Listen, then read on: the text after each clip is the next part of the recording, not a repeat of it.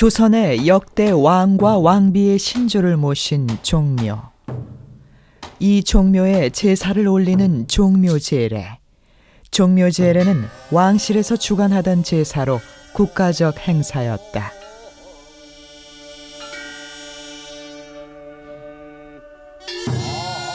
이 제례에 사용되던 음악이 바로 종묘제례악이다.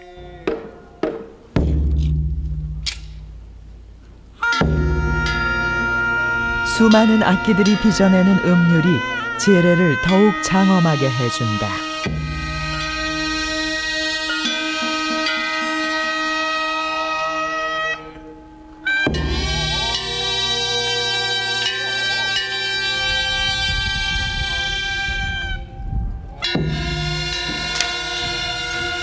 이 종묘 제례악의 작곡가는 세종.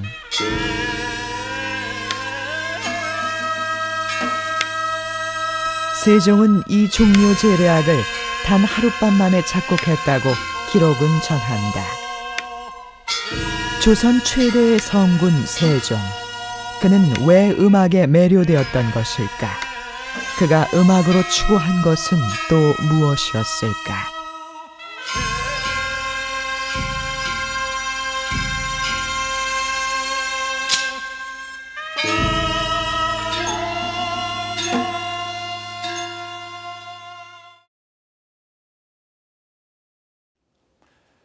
세종대왕과 음악.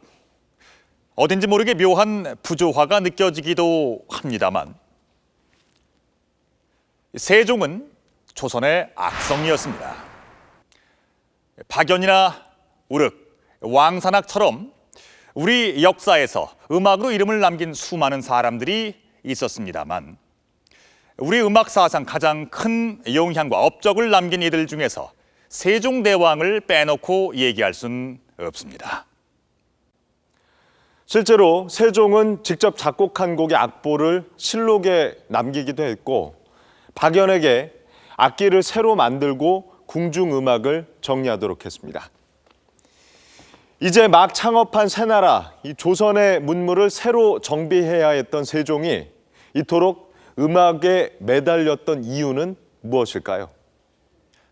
한국사 전. 오늘은 세종의 또 다른 면모, 악성 세종입니다. 조선의 소리, 조선의 음률을 찾기 위해 밤을 지새웠던 세종을 만나봅니다. 세종실록에는 음악과 관련된 기사가 유난히 많다. 그 중에는 특히 세종의 음악성을 보여주는 기록도 적지 않다. 세종 15년 1월 1일 기사에 보면 세종의 뛰어난 음악성을 엿볼 수 있다.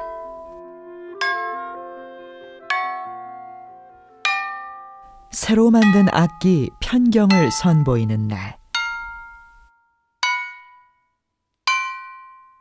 소리를 듣고 있던 세종이 악기 곁으로 다가왔다. 이 편경을 만든 실무 책임자는 박연이었다.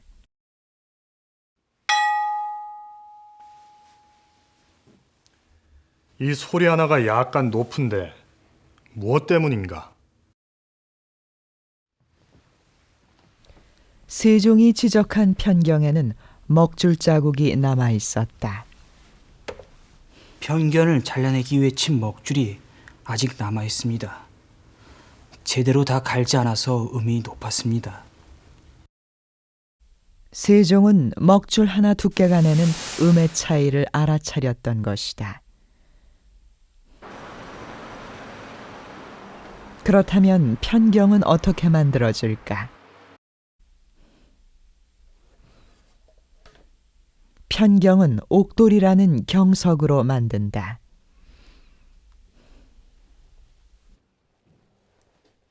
편경은 모두 16개의 돌이 각기 다른 음을 내도록 만들어지는데 돌의 모양은 모두 같게 만든다. 먼저 경석 위에 먹줄로 모양을 잡은 다음 돌을 잘라낸다.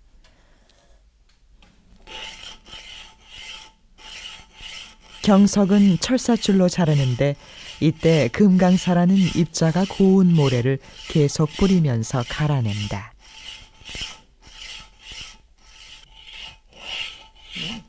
옛 방식 그대로다.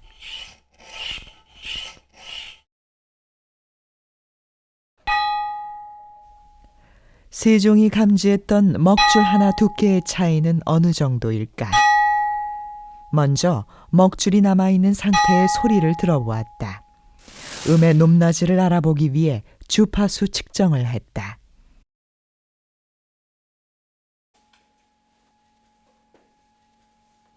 이번에는 이 경석을 좀 더 갈아보기로 했다.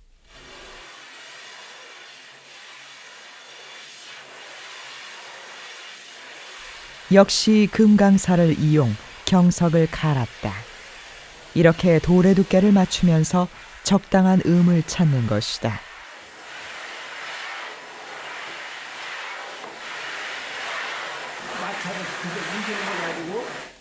이걸 지금 갈면서 두께를 얕게 하면서 음을 맞춰 나가는 거죠. 이 두께에 따라서 음의 높낮이가 달라지는 네, 겁니까? 그렇죠. 예, 두꺼우면 높고 얇으면 음이 얕아지죠. 그래서 이걸 이제 문질러서 얇게 하면서 음을 맞추는 거죠.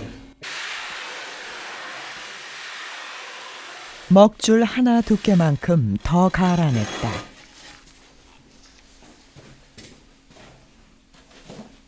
더 얇아진 경석. 음은 어떻게 변했을까?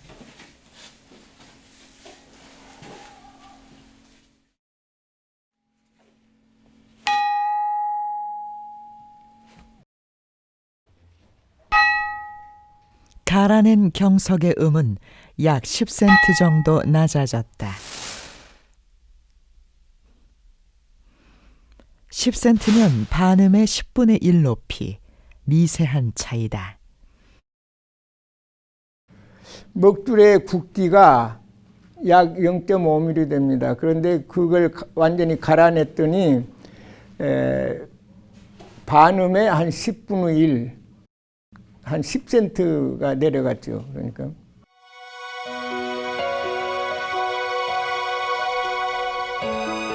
세종은 반음의 10분의 1음을 구분할 정도로 뛰어난 음감을 갖고 있었던 것이다. 이것은 먹줄을 갈아내기 전의 소리입니다.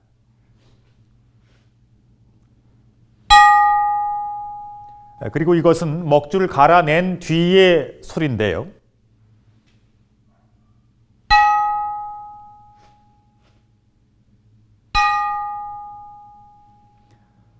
어떻습니까? 여러분께서는 이 소리의 차이가 구별되시는지요?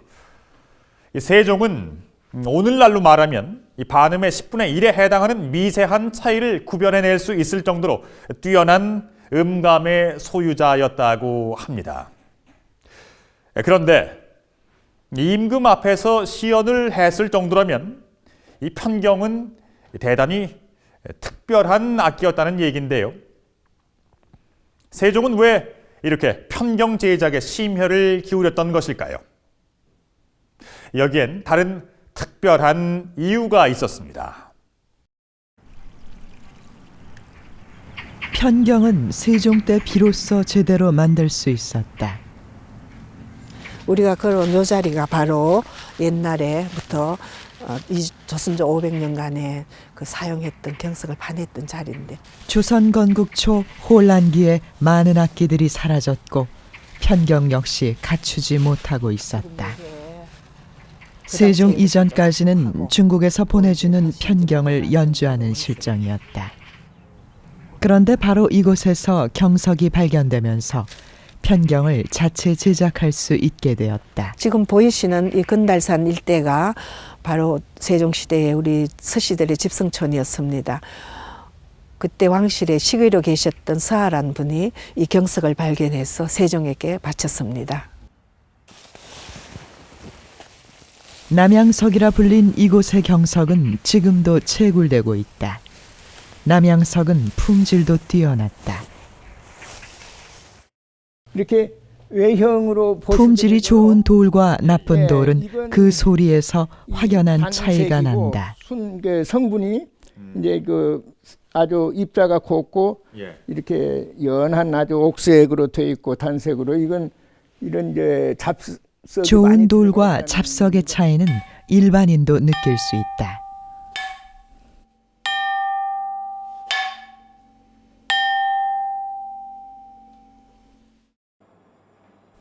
국립국악원에는 세종 때부터 새로 만들기 시작한 각종 악기가 전시되어 있다. 많은 악기 중에서 편경은 특별한 의미가 있다. 편경은 모든 악기의 기준, 즉 조율악기인 것이다. 편경은 그 돌로 되어 있어서 기후 조건에 영향을 받지 않고 일정한 음고를 내줍니다. 그래서 가야금이나 대금처럼 그 연주하는 방식에 의해서 또 그 기후에 따라서 많이 음고가 변하는 악기와 다릅니다. 일정한 음고를 내서 그 조율 악기로 사용되어 왔습니다. 악기는 우주의 소리를 모두 담아야 한다는 것이 당시의 인식이었다. 따라서 악기는 모두 자연 재료를 이용하여 만들어졌다. 나무로 만든 타악기인 어와 촉,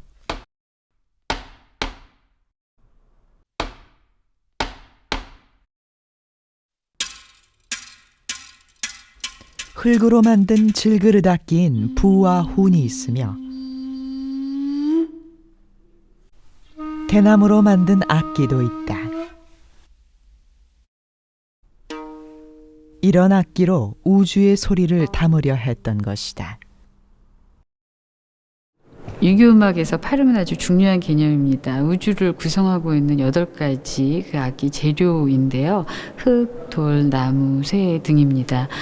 이러한 악기로 음악을 연주함으로써 그 우주를 반영한다고 생각했습니다.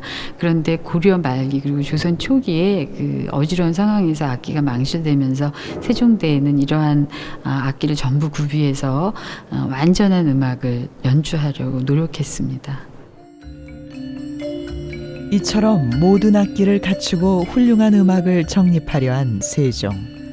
세종의 이런 노력에는 음악 정비 외에 또 다른 이유가 있었다. 조선은 유교, 즉 성리학을 국시로 세운 나라였다. 여기에 있는 세질이 다 성리대전입니다.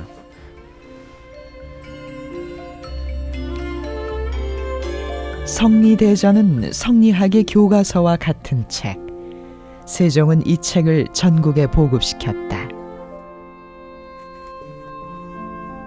성리학을 국가의 통치 이념으로 확립하려는 의도였다. 왕도 정치론이라든지 성인 군주론과 같은 이런 정치 이론에 대한 이론적 근거로서 이 책을 수용한 것 같습니다. 성리대전의 한 권인 율려신서, 음악 이론서다. 음악을 통치의 한 부분으로 여긴 것이다. 여기에 보면 음악의 시작은 황종음에서 비롯된다고 되어 있다. 황종이라는 음은 누르황자가 들어있는 것처럼 노란색을 나타내고 이 노란색은 중심을 나타내고 가장 고귀한 색깔이라는 뜻입니다. 그래서 황종음을 정한 다음에 나머지 음을 만들어 나가게 됩니다. 이때 조선의 음악을 맡았던 인물이 바로 박연이었다. 박연은 세종에게 조선의 음악을 정비해야 한다는 상소를 무려 39편이나 올렸다. 그 중에는 황종율관을 제작해야 한다는 주장도 나온다. 기준음인 황종음을 내는 기구, 그것이 바로 황종율관이었다. 세종은 박연의 주장을 받아들여 황종율관을 제작하게 했다.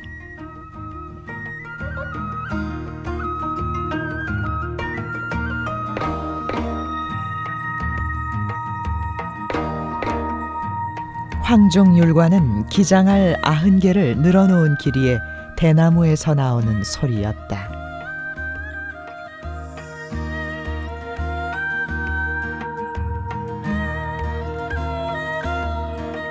박연은 중국의 방식 그대로 황종율관 제작에 나섰다.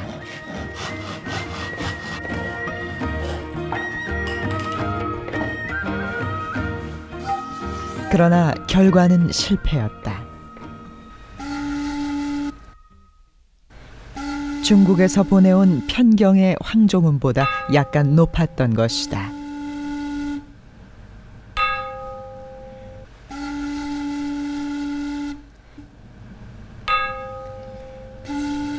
세종은 박연의 실패 원인을 간파했다. 우리나라가 동쪽 끝에 위치하고 있어서 춥고 더운 기후와 풍토가 중국과 현격하게 다른데 어찌 우리나라의 대나무로 황종관을 만들려고 하는가? 우리나라는 소리가 중국과 다르기 때문에 중국의 옛 제도를 그대로 따라서 황종관을 만드는 것은 옳지가 않다. 박연은 중국 기록을 그대로 따랐는데 중국 기장과 우리 기장의 크기 차이를 간과했던 것이다. 박연은 다시 몇 차례의 시도 끝에 황종율관을 완성한다.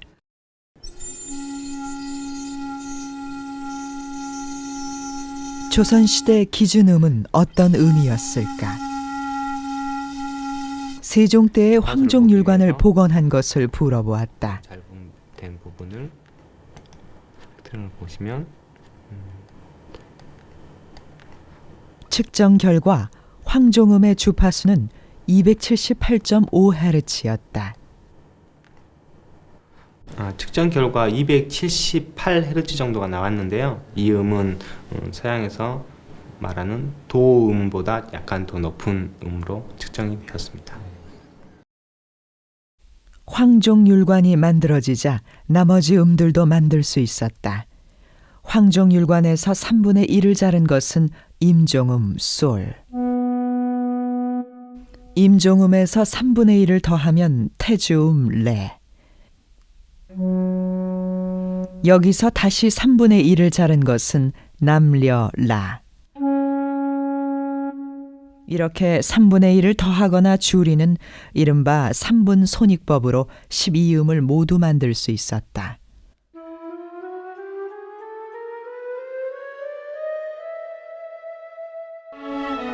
이렇게 해서 황종음과 나머지 음이 만들어졌다.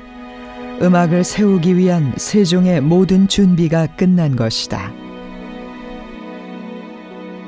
그런데 황종율관은 단순히 음악만을 위한 것이 아니었다. 황종율관은 도량형의 기준이 되었다.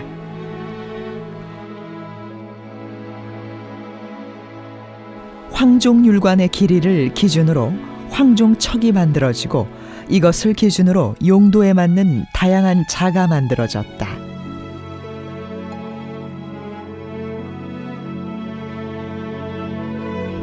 황종율관은 부피의 기준도 되었다.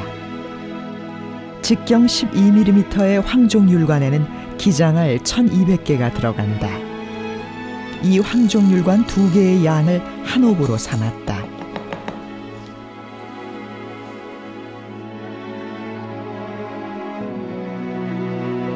그리고 10홉은 한 돼, 10대는 한 마리 되었다.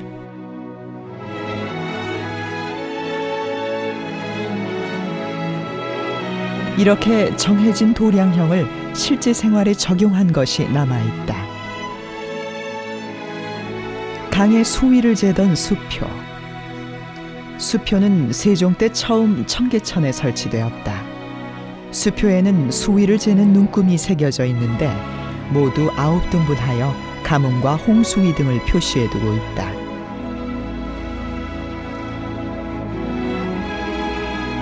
수표 눈금의 한 칸은 21.6cm. 수표에는 주척을 적용했던 것이다. 음악에 대한 세종의 관심은 유교 이념을 바탕으로 한 이상국가를 건설하기 위한 데서 출발했다. 이러한 특별한 의도에서 황종음을 찾았고 다시 이를 바탕으로 도량형을 통일했다. 음악을 세우는 것, 그것은 바로 국가의 표준을 세우는 일이기도 했다. 음악을 만든다는 것은 이처럼 국가의 표준을 세우는 중요한 일이었군요. 그런데 국가 표준도 표준이지만 왜 유교국가 조선에서 음악이 이토록 중요시 됐을까요? 그것은 음악이란 단순히 듣고 즐기는 것이 아니라 풍속과 민심을 바꿔서 정치를 고르게 하는 첩경이라고 여겼기 때문입니다. 즉, 좋은 음악은 좋은 정치의 수단이었던 것이죠. 그래서 세종은 음악을 통해 새나라 조선의 국가체제를 정비하려 했었고, 세종의 이런 노력을 받든 사람이 바로 박연이었습니다.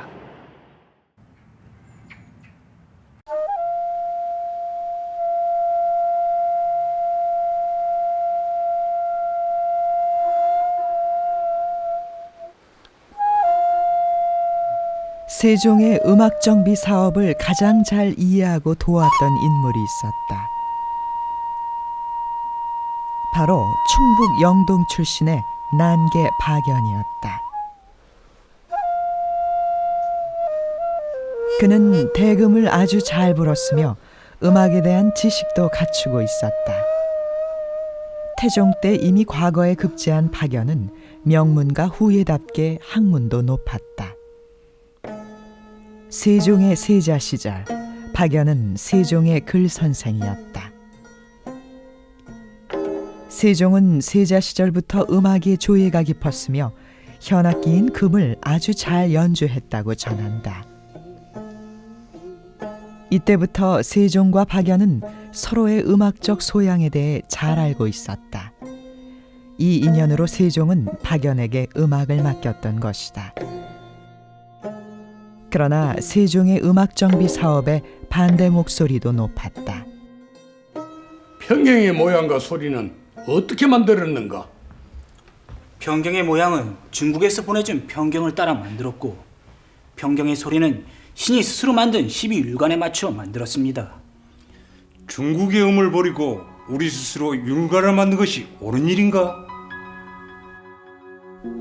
황종음을 찾고 율관을 만드는 것은 천자가 해야 할 일이지 제후가 해서는 안 된다는 것이 반대파의 주장이었다. 이런 반대들을 무릅쓰면서 세종이 박연과 더불어 음악 정비를 강행한 이유는 무엇일까?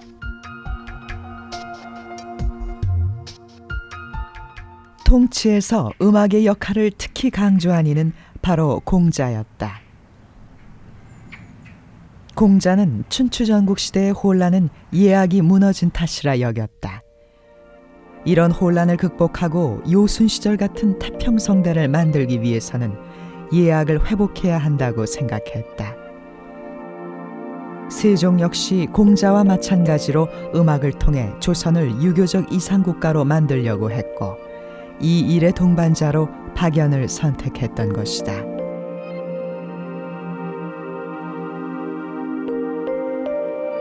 그 악학정비라고 하는 그 수고는 그 유교하면 최고의 이상 국가인 연임금, 순임금 그런 태평성대 시절을 이상으로 하고 있는데, 그 아정한 음악, 곧 그 악정비에 있어서는 그 박연이 월등한 역할을 하시고 그에 대한 그 밝으신 분으로 이렇게 평가될 수 있죠.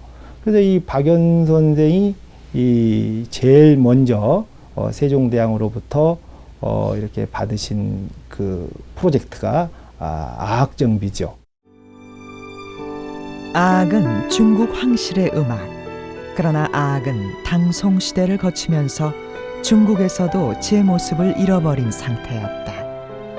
그런데 조선의 박연은 성리학의 창시자 주자가 쓴 의례 경전 통해 시약 등의 문헌을 근거로 아악을 복원했던 것이다. 당시로서는 중국도 하지 못했던 일이었다. 그것이 지금 세종실록의 악보로 남아있다.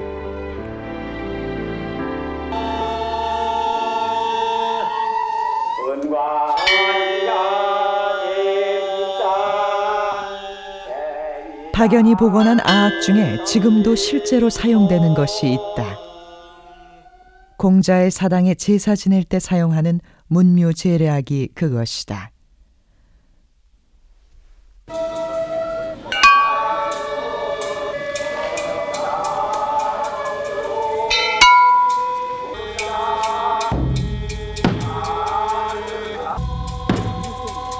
우주의 소리를 담아낸 악.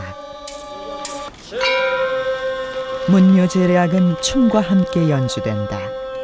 춤은 예법이 갖춰진 태평성대의 동작을 표현한다. 음악과 춤이 어우러진 문묘제략. 이것이 바로 박연이 복원한 아악인 것이다. 아악을 조선이 복원해냈다는 것은 세종의 자부심이었다. 우리나라의 음악이 비록 다 잘 되었다고 볼 수 없으나 그렇다고 중국에 부끄러워할 것은 없다. 중국의 음악인들 어찌 다 바르게 되었다고 볼 수 있겠느냐. 아악이라는 거는 동양 사람들 머릿속에 아주 이상적인 음악의 원전입니다. 그런데 그것은 중국에서도 고대에나 완전한 상태로 있었지 그 후대로 내려오면서 다 어그러져서 참고할 만한 모범이 없었는데 조선 세종 때에 이룩한 그 아악의 완성은 원전에 버금하는 가장 이상에 도달했던 그런 아악의 형태입니다.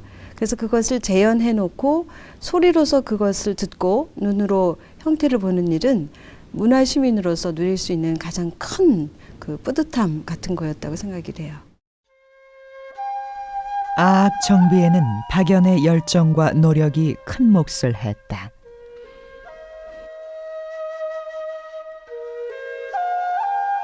박연은 늘 음악만을 생각했고 음악에만 몰두했다. 그 열정이 지나쳐 병을 얻기도 했다. 세종은 이런 박연의 음악 작업을 주도한 음악 정책의 리더였다. 박연의 일을 검토하고 지시했으며 또한 격려를 아끼지 않았다.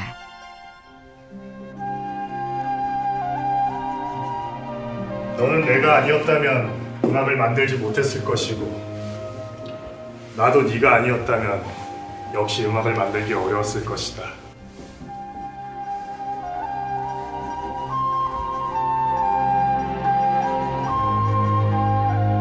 음악을 통해 이상적인 유교 국가를 건설하려던 세종과 그 뜻을 받들었던 박연. 이들의 노력으로 마침내 아악은 정비되었다. 이로써 왕실의 위용과 법도가 선명해졌다. 그러나 이것이 전부가 아니었다. 세종의 생각은 한 걸음 더 나아가 있었다. 우리나라는 멀리 동쪽에 있어 음악이 중국과 같지 않다. 중국 사람들이야 그들의 제사에 평소 익숙하게 들었던 아악을 쓰는 것이 당연하겠다. 허나 우리나라 사람들은 살아서는 우리 음악을 듣다가 죽은 뒤에는 아악을 듣게 되는 셈인데 제사 지낼 때 우리 조상님들이 평시 들으시던 음악을 쓰는 것은 어떠한가? 그러나 박연은 우리 음악을 쓰는 것을 반대했다. 아악만을 쓰고 향악은 쓰지 마시옵소서. 반면 맹사성은 달랐다. 아닙니다. 성상의 하교가 옳습니다. 어찌 향악을 모두 버릴 수야 있겠습니까? 먼저 아악을 연주하고 향악을 겸해서 쓰는 것이 옳습니다. 세종의 뜻을 가장 잘 헤아렸다는 명제상 맹사성. 그는 아악과 향악을 같이 쓰자는 절충론을 제시했다. 맹사성은 스스로 악기를 만들 정도로 음악의 조예가 깊었다. 그가 불었던 옥으로 만든 옥적이 지금도 전해온다.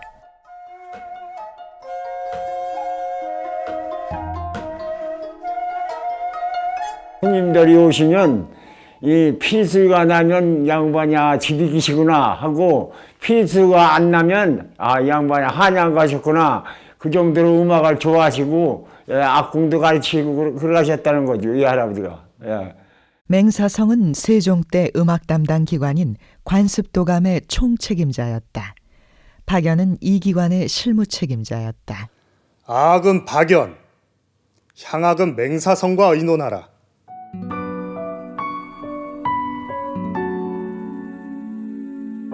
우리 음악인 향악을 쓸 것이냐 중국 음악 아악을 쓸 것이냐 갑론을박하는 가운데 유일한 지지자였던 맹사성은 얼마 후 세상을 떠나고 말았다. 이제 우리 음악 향악의 실현 여부는 세종에게 달려 있었다. 세종 생각에는 머리로서 이상적인 거와 마음에 와닿는 소리에는 차이가 있다. 그리고 조선인에게는 조선 사람의 마음을 움직이는 그런 감성적인 음악성이 있는데 그거를 놓치긴 너무 아깝다. 그런 생각을 혼자 하셨던 것 같아요.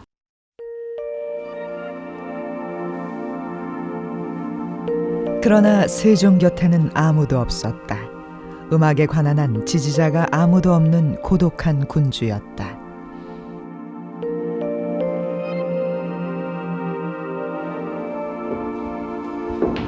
원래 세종의 의도는 아악을 정리한 후에 그것을 바탕으로 우리의 음악인 향악을 세우고 그것을 모든 음악의 기본으로 삼으려 했습니다. 그런데 박연을 비롯한 조정 대신들은 중국 음악을 함부로 버릴 수 없다고 하면서 세종의 의도를 반대했습니다. 이에 세종은 자신이 직접 우리 음악을 작곡하겠다는 결심을 하게 되는데요. 작곡가 세종의 진면목을 만나보겠습니다. 아악을 정비한 이후 세종 13년부터 27년까지 우리 음악 창제에 대한 기록은 보이지 않는다. 그러다가 느닷없이 세종의 작곡 기사가 발견된다.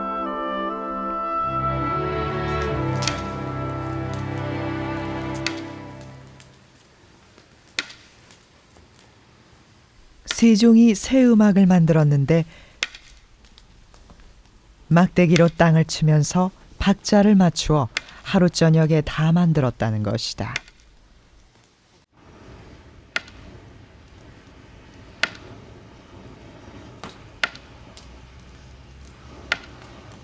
세종은 조선 건국의 정당성을 음악에 담아 많은 사람과 우리가락으로 즐기고 싶었다.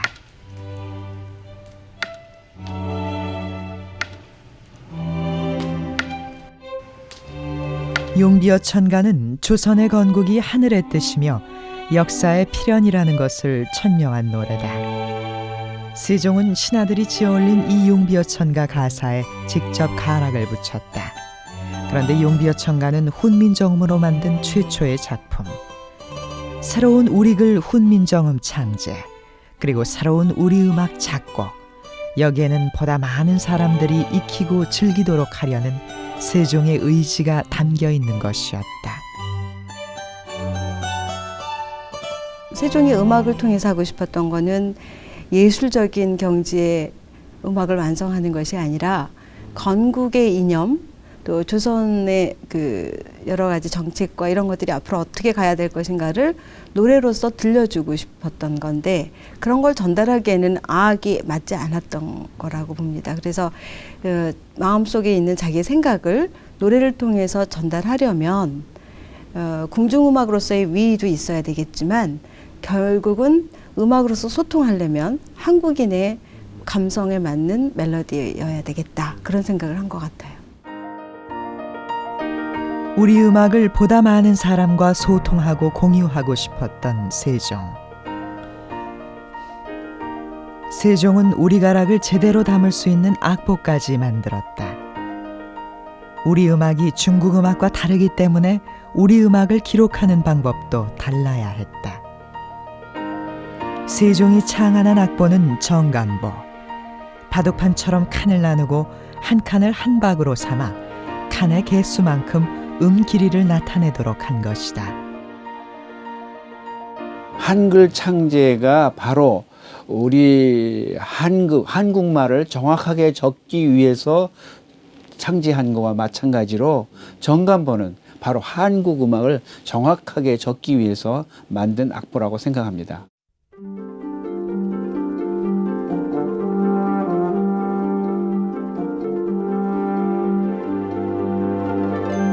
아악은 모든 가사의 길이가 똑같아서 길이를 표시할 필요가 없었다. 그러나 우리 노래는 가사 하나하나의 길이가 다 달라서 길이도 같이 표시해야 했다.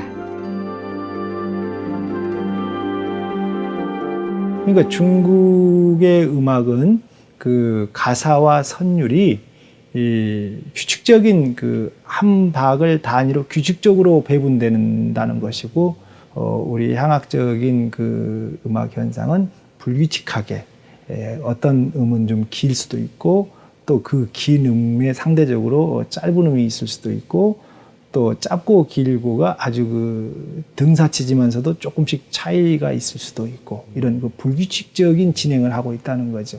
그거를 정간보를 통해서 기보하려고 하는 그러한 노력은 해안이죠.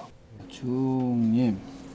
세종이 남긴 여민락을 당시 그대로 복원해 보기로 했다. 음의 길이까지 적은 정확한 악보가 남아있기 때문에 지금도 복원과 연주가 가능하다. 세종대처럼 용비어청과 한문가사를 붙이고 악기 편성도 세종대의 것 그대로 했다.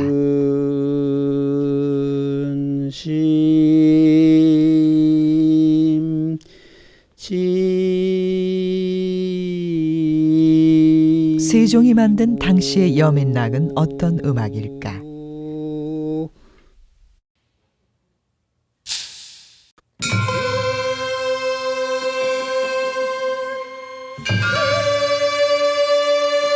여민락은 백성과 더불어 즐긴다는 뜻이다.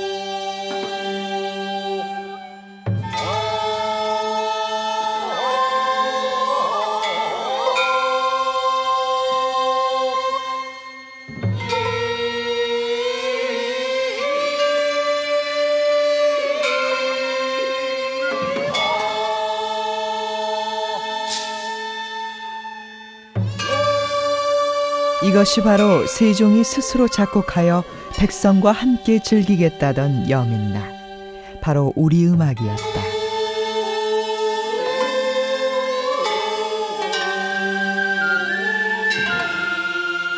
이 여민락은 주로 임금이 행차할 때 연주됐던 곡입니다. 백성들과 함께 하겠다는 세종의 뜻이 담겨져 있는 것이죠. 세종의 업적 가운데 또 한 가지 빼놓을 수 없는 것이 바로 훈민정음 창제입니다. 훈민정음은 아설, 순치후 이렇게 5음을 바탕으로 해서 만들어졌습니다. 그만큼 세종은 소리에 대해서 해박한 지식을 갖고 있었고, 그것이 음악 창작까지 가능케 했던 것입니다. 우리의 말을 제대로 담아내기 위해서 훈민정음을 만들었듯, 세종은 우리 소리를 제대로 담아내기 위해서 우리 음악을 만들었던 것입니다. 그리고 세종의 음악은 이제 세계적인 문화유산이 되어 있습니다. 세종이 작곡한 또 다른 음악, 정대업과 보태평, 조상의 무공과 문덕을 찬양한 모두 26곡의 방대한 곡이다.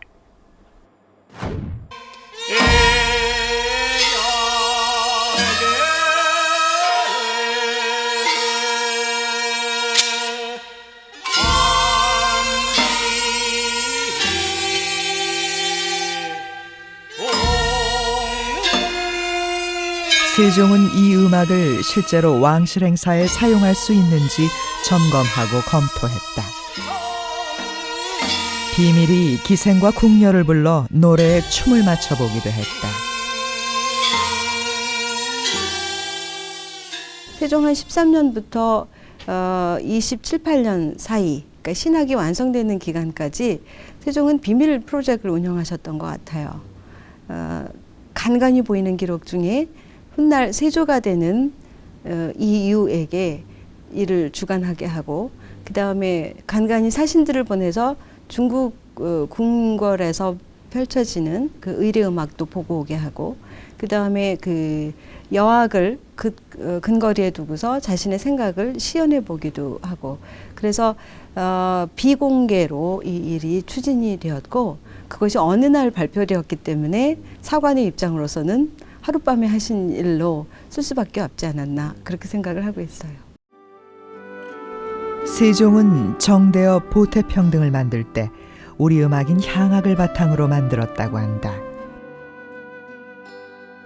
널리 불리던 서경별곡, 청산별곡 등의 고려 소교의 가사를 바꿔붙이고 음의 길이를 조절하여 새 음악을 만들었다. 새 음악 작곡에 우리 선율을 이용했던 것이다.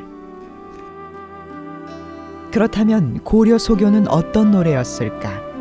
청산별곡을 세종 당시의 가락대로 먼저 들어보았다.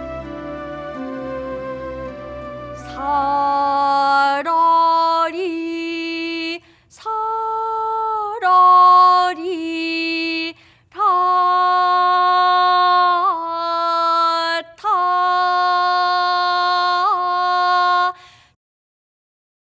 정대업 9번째 곡인 휴명. 이 곡을 들어보면 향악가락이 담겨 있음을 알 수 있다. 휴명을 들어보았다. 아기 제회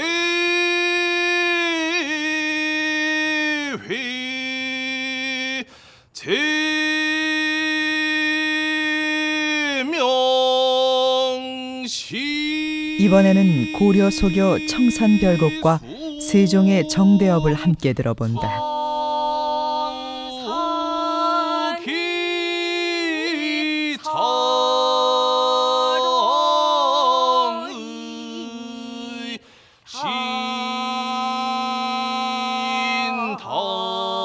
세종의 음악에 우리 가락 향악이 담겨 있음을 여실히 알 수 있다. 고려시대까지 전해오던 청산별곡이나 서경별곡 같은 이러한 소교를 가사를 당시에는 그 소교기 때문에 일반 사람들이 즐기던 그런 노래를 조상을 칭송하는 이러한 가사로 바꾸어서 정대업이나 보태평에 사용하였던 것입니다. 바로 이때 음악의 가사를 바꾸고 또 음악의 길이를 조정하고 그래서 새로운 음악을 만든 것입니다.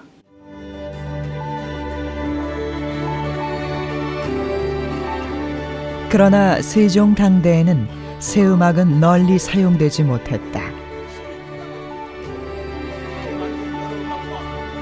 새 음악을 왕실의 여러 행사에 써야 되는지에 대해 논의가 분분했다. 새롭게 만든 신학이 조종의 공덕을 그려내는 일을 했으니 함부로 버릴 수가 없다. 그러니 새롭게 만든 음악을 잘 들어보고 버릴 것과 버리지 말 것을 보고하라. 그러면 내가 마땅히 빼고 더하겠노라.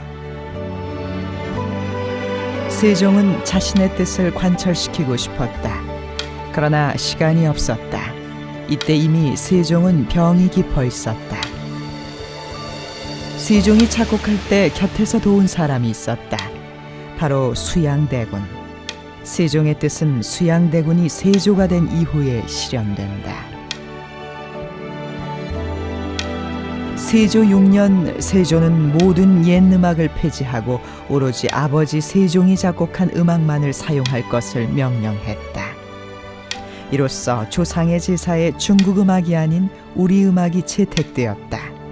종묘제례악이었다.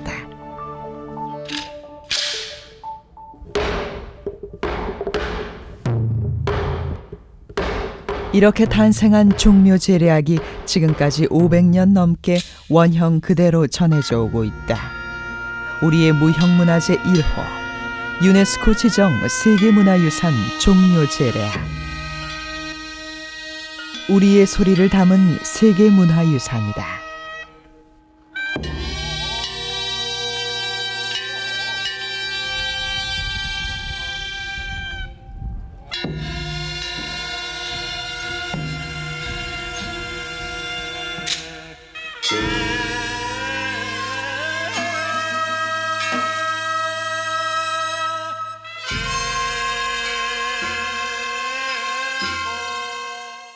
시세 지음, 즉 소리가 편안하고 즐거우면 정치가 조화를 이룬다고 했습니다. 음악은 유교 국가인 조선에서 통치 이념을 수립하는 중요한 수단으로 여겨졌는데요. 음악을 통해서 인간을 예경지까지 끌어올리는 예치를 추구했던 것입니다. 이에 세종은 조선 초기의 혼란을 극복하고 개국을 찬미하는 음악 제정에 심혈을 기울였을 뿐만 아니라 나아가 중국 음악의 영향에서 벗어나 우리 음악을 세웠습니다. 이처럼 세종의 음악은 우리의 소리, 조선의 소리로 하늘의 소리를 담고자 했으며 이제 이것이 세계의 소리가 되었습니다.